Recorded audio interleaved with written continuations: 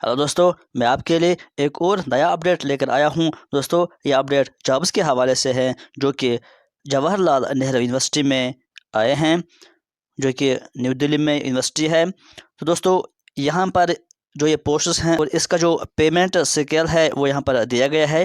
Professor posts हैं, ये level 14 के हैं और 1.5 लाख से 2 लाख तक यहाँ पर पेमेंट आपकी रहने वाली है। इस नोटिफिकेशन में हम डिटेल्ड देखेंगे कि कैसे आपको अप्लाई कर देना है, कौन कौन सी डिपार्टमेंट्स हैं या कौन कौन से सब्जेक्ट्स हैं जहां पर ये पोस्ट्स आए हैं, और हर एक सब्जेक्ट्स के लिए क्या क्या क्वालिफिकेशन रिक्वायर्ड है वो भी हम यहां पर देखेंगे, और क्या इसका लास्ट डेट रहने वाला है। पूरी जानकारी हम यहाँ पर आपको प्रोवाइड करेंगे। आप वीडियो को एंड तक देखिए।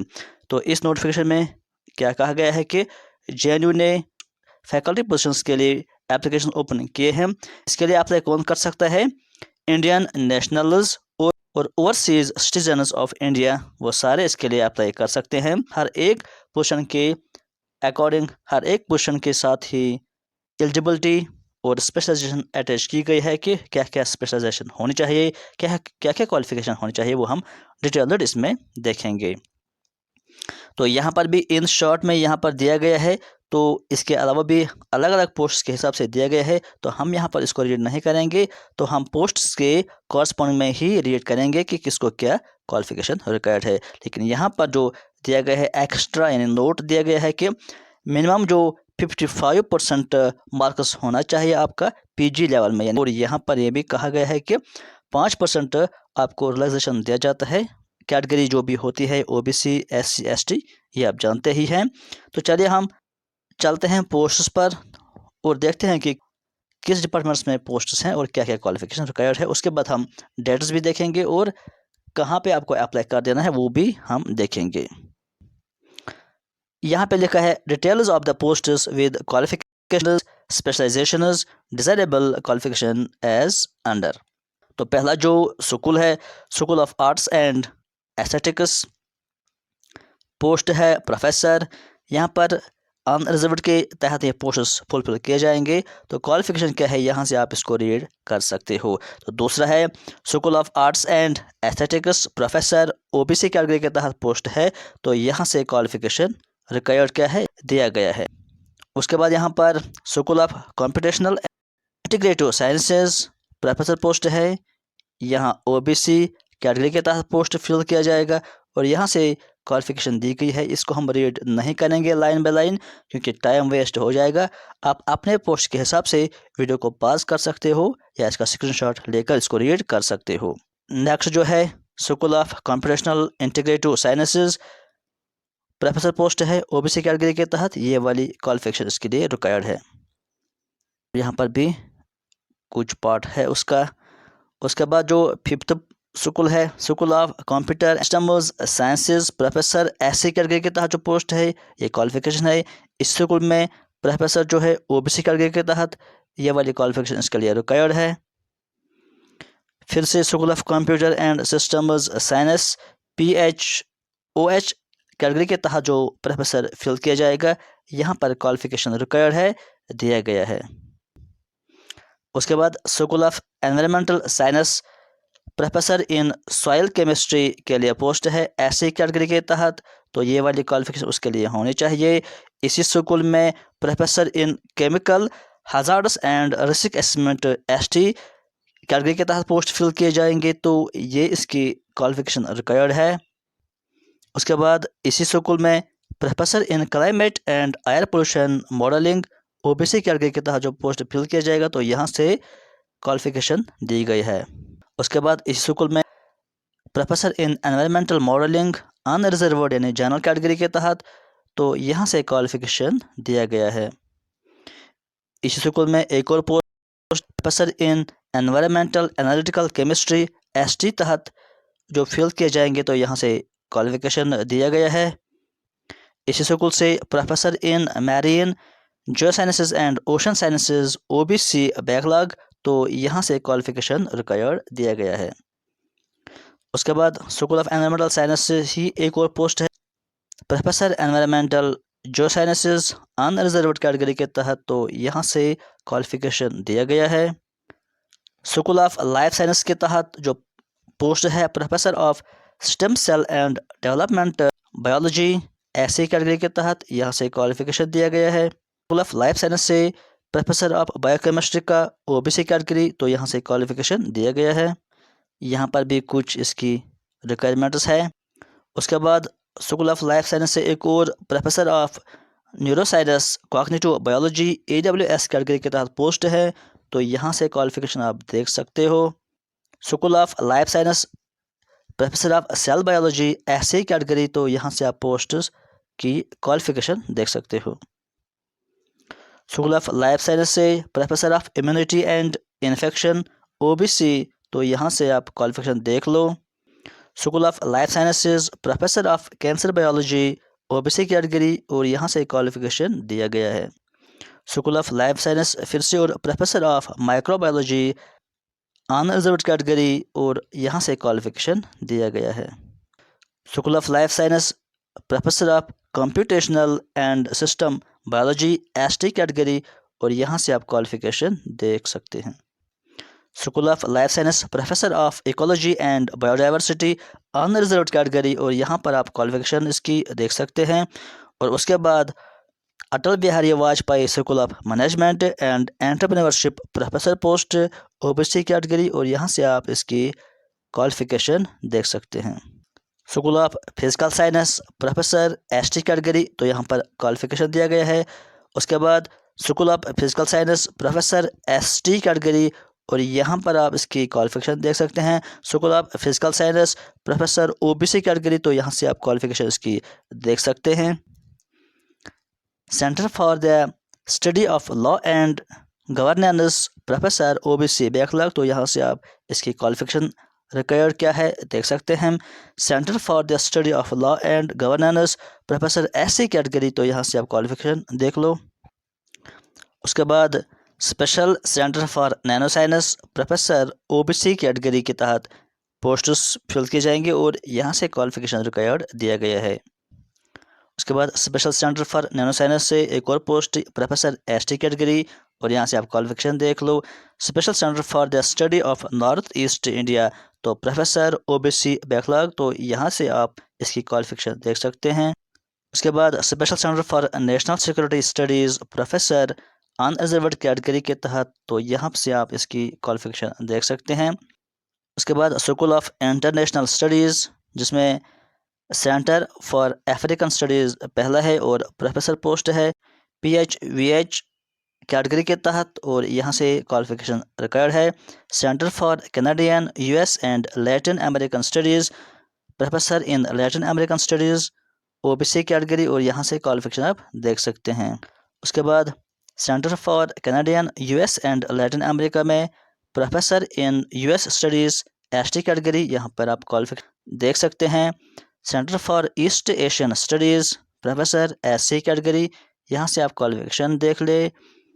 Centre for East Asian studies professor unreserved category के तहत, तो यहाँ से आप इसकी क्वालिफिकेशन देख सकते हैं। उसके बाद centre for East Asian studies से एक और प्रोफेसर SC कैटेगरी के तहत, यहाँ से qualification.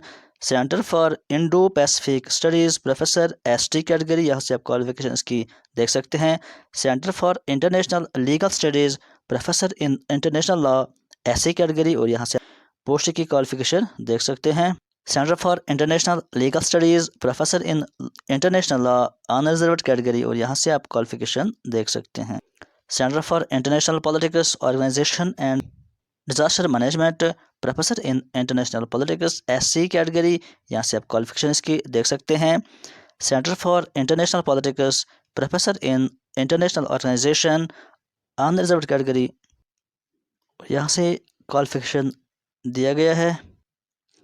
Centre for international trade and development professor और SC कैटेगरी, यहाँ से qualification. Centre for international trade and development professor unreserved category, और यहाँ से qualification. Centre for South Asian studies professor OBC category, और यहाँ से क्वालिफिकेशन दिया गया है। उसके बाद centre for West Asian studies professor OBC, यहाँ से क्वालिफिकेशन। उसके बाद humanities studies programme professor PHOH category, और यहाँ से क्वालिफिकेशन दिया गया है।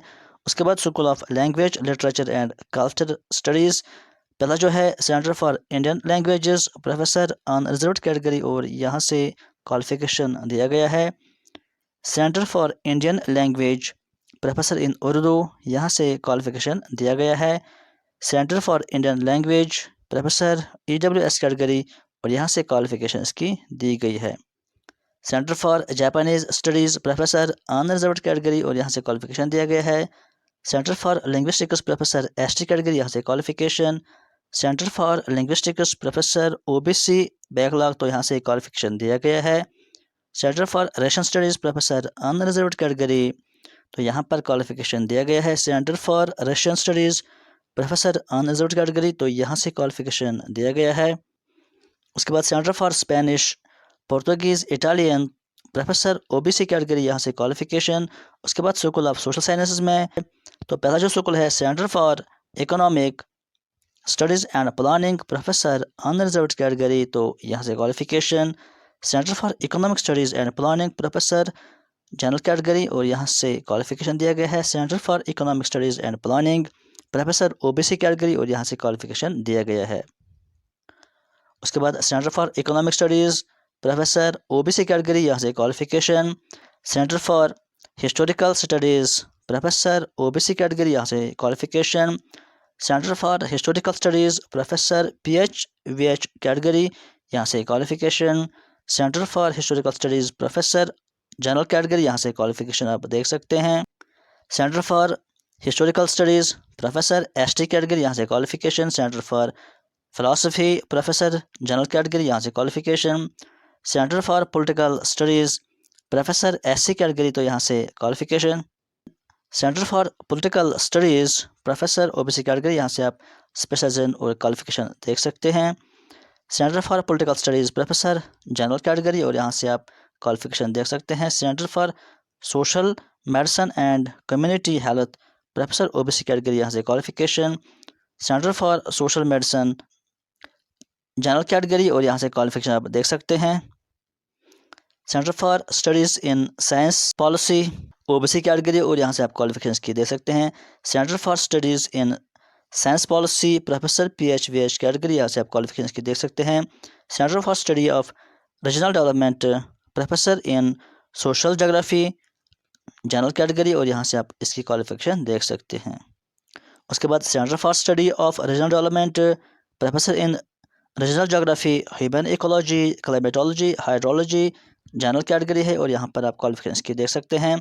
Centre for study of regional development में एक और पोस्ट है professor in economic geography ST category, यहाँ पर आप क्वालिफिकेशन की देख सकते हैं।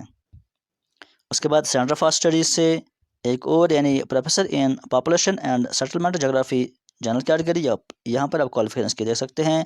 इसी से एक और पोस्ट है professor in population studies OBC category, और यहाँ पर आप इसकी क्वालिफिकेशन देख सकते हैं। उसके बाद centre for study of regional development से एक और यानी professor in economics SC category, यहाँ पर आप क्वालिफिकेशन की देख सकते हैं।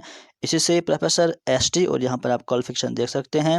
उसके बाद centre for study of social systems professor SC backlog, यहाँ पर क्वालिफिकेशन आप दे सकते हैं। Centre for study of social systems से एक और यानी प्रोफेसर जनरल कैटेगरी, यहाँ पर आप इसकी क्वालिफिकेशन देख सकते हैं। Centre for study of social systems professor OBC backlog, यहाँ पर आप इसकी क्वालिफिकेशन देख सकते हैं। बाद इसी से एक और यानी प्रोफेसर जनरल कैटेगरी, यहाँ पर आप क्वालिफिकेशन इसकी देख सकते हैं। Centre for study of social systems professor general category से एक और यहाँ पर क्वालिफिकेशन दी गई है। Zakir Hussain centre for educational studies professor general category, और यहाँ पर आप इसकी क्वालिफिकेशन देख सकते हैं। उसके बाद group of adult education professor SC category, और यहाँ पर आप इसकी क्वालिफिकेशन देख सकते हैं। उसके बाद यहाँ पर जनरल इंस्ट्रक्शंस दी गई है। तो जनरल इंस्ट्रक्शंस हम यहाँ पर पढ़ते हैं कि क्या कहा गया है। पहला पॉइंट इसमें कहा गया है कि जो भी कैंडिडेट एलिजिबल है और इंटरेस्ट है इन एप्लीकेशंस के लिए, उनको ऑनलाइन अप्लाई कर देना है। कौन सी वेबसाइट है, यहाँ पर ये वेबसाइट दी गई है दोस्तों। इस वेबसाइट को मैंने डिस्क्रिप्शन में भी डाल दिया है, आप वहाँ पर जाकर क्लिक करके ये फॉर्म्स भर सकते हो। ये सिर्फ ऑनलाइन फॉर्म फिलअप कर देना है, और एप्लीकेशन फॉर्म के साथ साथ आपको अपने डॉक्यूमेंट्स की कॉपी अपलोड कर देनी है, जो भी इंपॉर्टेंट क्वालिफिकेशन आपके पास है, और उसके बाद आपको वहाँ पर फ़ीस भी पे कर देना है, जो कि आपको ऑनलाइन ही पे कर देना है। कोई भी हार्ड कॉपी यहाँ पर सबमिट नहीं करनी है। उसके बाद यहाँ पर कुछ और इन्फॉर्मेशन दी गई है, ये इतना इंपॉर्टेंट नहीं है। अगर आप चाहते हैं आप इसको भी रीड कर सकते हैं यहाँ पर वीडियो को पॉज करके। तो यहाँ पर एक और पॉइंट इंपॉर्टेंट है, वो यहाँ पर दिया गया है, जब आप फॉर्म ऑनलाइन भरेंगे उसके बाद जब शॉर्ट लिस्ट आएगा तो फिर इंटरव्यू के लिए आपको कॉल किया जाएगा। वो या तो सिर्फ आपको SMS के ज़रिए या तो आपको ईमेल के ज़रिए अलर्ट किया जाएगा। तो इसलिए फॉर्म भरने के समय आपको फ़ोन नंबर और ईमेल एड्रेस सही फिलअप कर देना होगा। तो एक और इम्पोर्टेंट चीज़ यहाँ पर यह भी दिया गया है कि ये जो फॉर्म है इसका लास्ट डेट क्या है। Last date for submission of application is completed in all respects shall be 5 December 2022। 5 दिसंबर तक आप ये फॉर्म्स सबमिट कर सकते हो ऑनलाइन। अब यहाँ पर बात करेंगे फ़ीस की, कितना फ़ीस आपको प्रोवाइड करना होगा। आपको 2000 रुपीज़ जो कि नॉन रिफंडेबल है ये आपको पे करना होगा, चाहे आप जनरल से बिलोंग करते हैं, OBC या EWS कैटेगरी से। और जो कैंडिडेट SC ST या PWD या वुमेन है तो उनको यहाँ पर कोई भी फीस नहीं होगा। और थर्ड पॉइंट दिया गया है कि अगर किसी ने पहले ही जो एडवर्टाइजमेंट नोटिस आया था उसमें अप्लाई किया है तो उनको यहाँ पर दोबारा अप्लाई करना होगा। और यहाँ पर उनको दोबारा फ़ीस पे नहीं करना होगा जिन्होंने पहले ही फार्म भर दिया था और फीस पे किया था। लेकिन जिन्होंने पहले फार्म भरा है अगर वो यहाँ पर फार्म नहीं भरेंगे तो वो क्लेम नहीं कर सकते हैं बाद में इन पोस्ट्स के लिए। तो यहाँ पर आपको फार्म फिर से भरना होगा अगर, तो इस बात को आपको याद रखना है। तो उसके बाद यहाँ पर कुछ और इंपॉर्टेंट इंस्ट्रक्शन दिए गए हैं तो आप इसको भी रीड कर सकते हैं। तो दोस्तों ये था एक इंपॉर्टेंट अपडेट जॉब्स के हवाले से JNU। आज के वीडियो में फिलहाल इतना ही। Thank you.